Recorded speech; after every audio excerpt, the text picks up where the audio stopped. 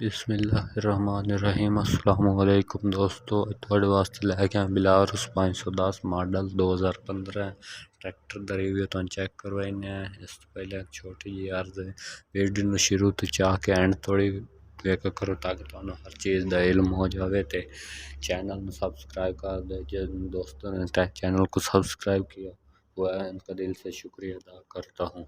Tractor दा review तो check करा देंगे। ट्रैक्टर दी कंडीशन चेक कर लो, फ्रंट टायर की कंडीशन चेक कर लो, उस तो बाद शो दा रंग चेक कर सकते हो।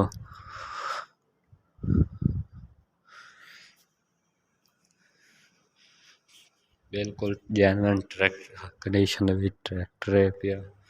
बैक साइड दे टायर रिम चेक कर सकते हो। इस तो बाद ट्रैक्टर नूं टूल लगा हुआ है।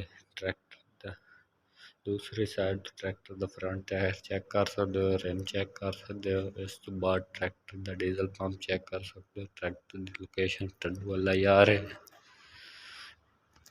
सेल्फ चेक कर सकते 2015 मॉडल है।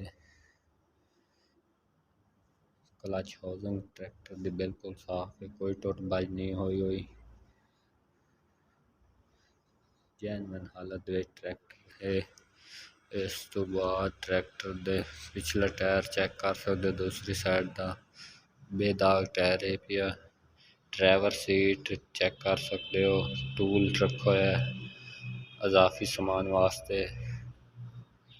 ये दूसरा टायर है, रिम चेक कर सकते हो, साफ बेदाग टायर है।